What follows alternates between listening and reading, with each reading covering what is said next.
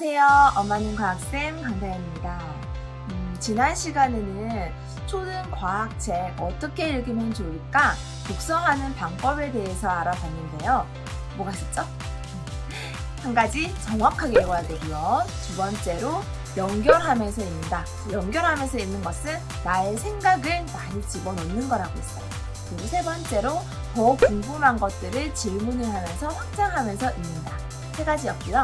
첫 번째는 당연하게 돼야 되는 독서고요. 이것만 가지고는 독서로 성장할 수가 없어요. 그래서 두 번째, 세 번째 활동이 아주 중요하다는 거 생각해 두시고요. 자, 이번 시간에는 이렇게 읽었던 책을 어떻게 나만의 기록으로 남겨놓을 수 있을까? 그래서 초등 독서 노트 작성하는 방법에 대해서 얘기를 해보겠습니다. 엄마들은요, 독후감을 썼으면 좋겠어요. 그쵸? 그런데 아이들은 가장 싫어하는 활동 중에 하나가 독후감 쓰기예요. 아마도 그 누구도 독후감을 어떻게 써야 되는지에 대해서 알려주지 않았기 때문이 아닌가 싶은데요. 초등 시기에는 야, 너 이 책 읽고 독후감 써. 이게 아니고요. 이 책을 읽고 어떤 내용을 어떤 방식으로 정리하면 좋을지 그 구체적인 상황들을 좀 알려주는 게 필요할 것 같아요. 독서의 시작은 책을 들어서 읽기 시작할 때부터가 아니고요. 이 책을 선정한 단계부터예요. 그래서 읽기 전 단계 기록으로 책을 선정한 이유에 대해서 간략하게 적습니다. 자, 예를 들어서 린네가 들려주는 분류 이야기라는 책을 읽었는데 나는 이 책을 읽으면서 다윈의 진화론에 관심을 가지게 되었어요. 린네가 들려주는 분류 이야기에 보면요. 아주 작은 부분 내에 다윈의 진화론이 분류학에 어떤 영향을 미쳤는지를 설명하고 있거든요. 그러면서 다윈의 유명한 핀칫의 일화가 나옵니다. 그래서 이 친구는 물론 분류 이야기 책의 핵심 내용은 아니지만 격가지로 있는 진화론에 관심을 가지게 되었어요. 아, 다음 책으로 나는 다윈이 들려주는 진화 이야기를 읽어봐야겠어. 자, 이렇게 해서 책을 선정했다면 이 친구의 선정 이유는 린네가 들려주는 분류 이야기를 읽었는데 거기 나오는 핀치새가 원래는 하나의 종류였는데 다른 환경에서 살다 보니까 점점 부리 모양이 변하고 결국은 서로 교배가 불가능할 정도로 달라졌더라. 아, 정말일까? 어떻게 그런 일이 있을 수 있지? 나는 이걸 꼭 궁금해서 진화에 대한 이야기를 읽게 되었다. 이게 선정 이유가 되겠죠. 과학공화국 지구법정 2권에서는요. 무중력 상태에 대해 되게 재미있는 이야기들이 많이 나오거든요. 그런 다양한 현상들을 보면서 나는 중력과 무중력의 차이에 대해서 더 알고 싶어졌어. 그리고 지구에서도 무중력을 만들 수 있을까? 이런 질문 때문에 에딩턴이 들려주는 중력 이야기라는 책을 읽게 되었어. 이렇게 책 선정 이유로 적는 거죠. 물론 이렇게 독서가 아니라 다른 경험에서도 책을 이어갈 수가 있어요. 만약에 부모님이랑 여행을 갔는데 여행 가서 노을을 봤는데 그 일몰이 너무 예뻤어. 그런데 아빠 왜 저렇게 빛이 붉은 노을이 될까요? 라는 생각이 들어서 그런 질문을 하고 얘기를 나누다 보니까 레일리가 들려주는 빛의 물리 이야기를 읽게 되었어. 이게 책의 선정 이유입니다. 자, 이 과정은 왜 필요할까요? 이 기록은 어떤 의미를 가지고 있을까요?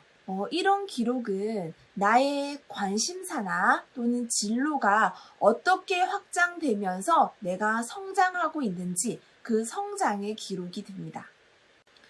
자, 다음 단계로 읽는 도중, 독서 중에서의 기록이 있는데요. 이 독서 중에서의 기록은 지난 시간에 얘기했던 독서하는 방법 3가지에 비추어 기록을 하면 될 것 같아요.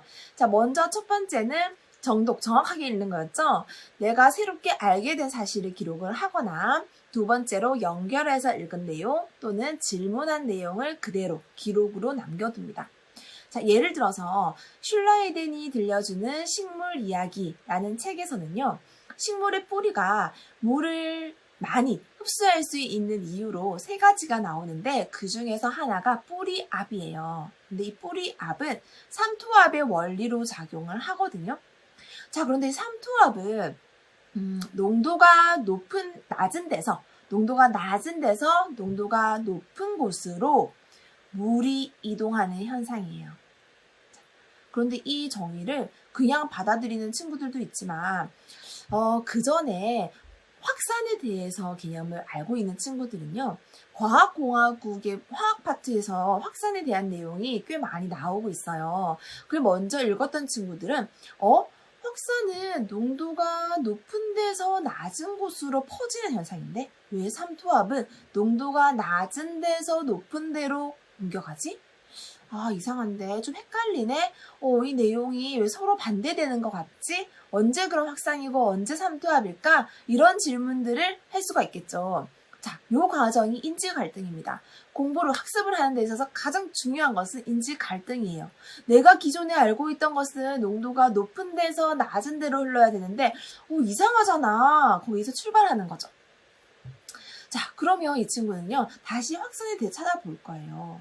그리고 확산의 정의와 삼투압의 설명을 비교를 해보면서 결국은 비슷한 내용인데 이래서 확산은 이렇고 삼투압은 저렇구나 라고 스스로 비교해서 설명할 수가 있겠죠. 이 단계까지 가면 굉장한 학생이에요.